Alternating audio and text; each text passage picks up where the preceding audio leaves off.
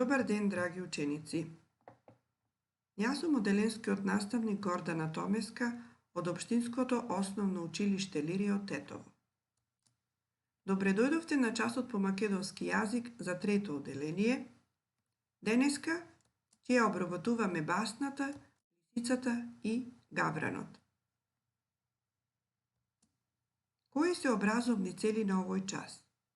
Денеска ќе научиме што е басна, ќе се оспособиме за активно слушање на читање на текст, ќе се оспособиме за содржинска анализа на басната, ќе се оспособиме за определување тема, ликови, време и место на одвивање на настаните, ќе ги определиме редоследот на настаните, како и ќе се оспособиме да извлечеме поука од басната. Басните потекнуваат од многу одамна, од периодот кога човекот се занимавал со лов. На почетокот басните се пееле и се играле, а дури потоа почнале да се раскажуваат. Од тука се смета дека тие се развиле од прастарите песни и игри. Што е басна? Басна е литературна творба во која главни ликови се животните.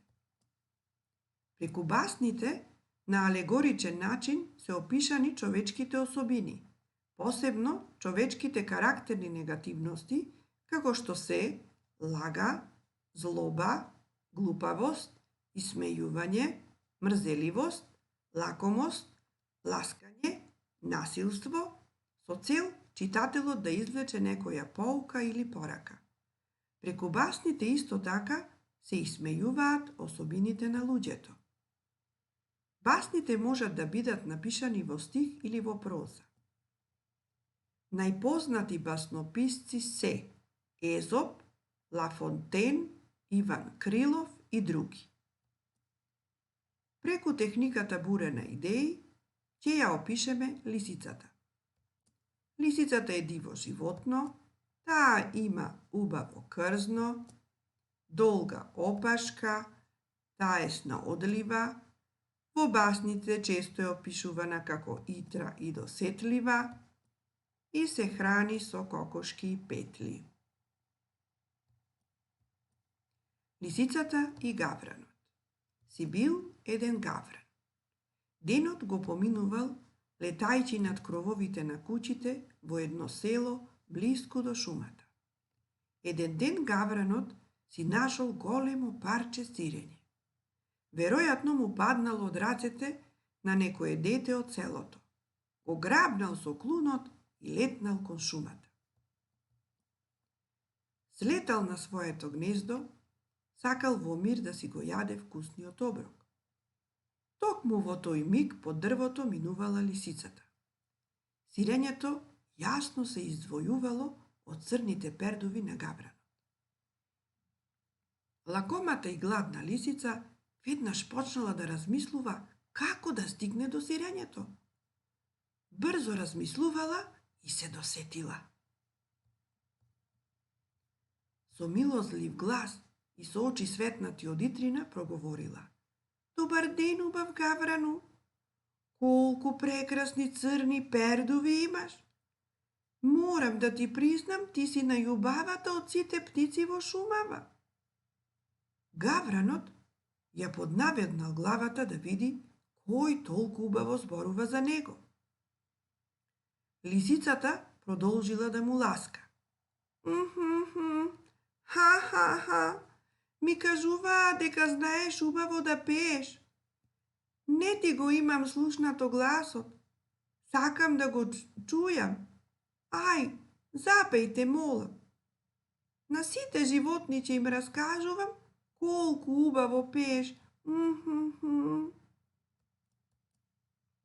Гавранот ги раширил крилјата и затреперил од среќа.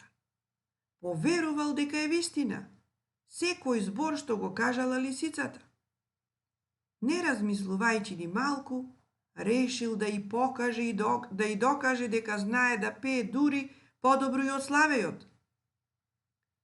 Земал длабоко воздух, ги надул градите и го отворил клунот. Од грлото не се слушнало убаво пеење, туку гра, гра, гра. Сирењето му паднало од клунот. Гавранот не можел да верува што му се случило. Гра, гра! Нервозно гракал гавранот. Плескал со крилјата, но немало назад. Лисицата, кога го изела сирењето, со подсмев му рекла на гавранот: Мој гавране, многу си вообразен, и тоа скапо те чинеше. Сакаше да се фалиш со нешто зашто не те бидува, па го загуби и тоа малку што го имаше. Тогаш гавранот сватил што му се случило. Гра, гра, ама сум глупав. Како можев да и верувам на лакомата лисица? Мет и млеко и течеше од уста, ама требаше да знам дека не ми мисли добро. Гра, гра, гра. Сега преминуваме на анализа на басната. Се надевам дека ви се допадна басната. Отворете ги вашите тетрадки и може да почнете да запишувате. Која е темата на басната? Во оваа басна се зборува за гавранот и лисицата, односно за лекоумноста на гавранот и досетливоста на лисицата. Одреди ги ликовите во оваа басна. Ликовите во оваа басна се лисицата и гавранот. Каде се случил настанот, времето и местото? Настанот се случил еден сончев ден во шумата на едно дрво и во близина на дрвото. Нареди ги по редослед случувањата во басната. Запиши ги бројките во квадратите. Лисицата го зема сирењето. Лисицата му се смее на гавранот. Гавранот грака. Лисицата му се умилкува на гавранот. Според редоследот на случувањата во басната, под број 1 е реченицата лисицата му се умилкува на гавранот. Под број 2 е реченицата гавранот грака. Под број 3 лисицата го зема сирењето. И под број 4 лисицата му се смее на гавранот. Довршија реченицата. На гранката седеше гавранот и во клунот држеше големо парче сирење. Препиши ги речениците од кои дознаваме зошто гавранот загракал. Вие ќе ги препишете, а јас ќе ви ги прочитам. Ха, ми кажуваа дека знаеш и убаво да пееш. Не ти го имам слушнато гласот. Сакам да го чујам. Ај, запејте, молам. На сите животни ќе им раскажам колку убаво пееш. Напиши ги особините кои одговараат на ликот. Хитрина, непромисленост, снаодливост, неискреност, лесноумност. На гавранот му одговараат особините непромисленост и лесноумност, а пак на лисицата хитрина, снаодливост и неискреност. Зошто гавранот загракал? Под А, да ја избрка лисицата, под Б, да и докаже на лисицата дека убаво пее, и под В, да и покаже на лисицата дека не знае да пее. Точниот одговор е под Б, да и докаже на лисицата дека убаво пее. Определи која е поуката од басната. Под А, слушај ги советите од другите. Под Б, не наседнувај на туѓи пофалби и ласкање. И под В, помогни им на другите, па и тие тебе ќе ти помогнат. Поуката од басната е под Б, не наседнувај на туѓите пофалби и ласкањето. Поука. Ласкањето може да биде поопасно и од омраза. Ако те фалат, нема да станеш ниту подобар, ниту поарен. Ајде да го решиме крстозборот. Со запишување на имињата на животните, ќе дојдеме до решението на крстозборот. Под 1 го запишуваме името на животното бик. Под 2 лав. Под 3 запишуваме лисица. Под 4 запишуваме паун.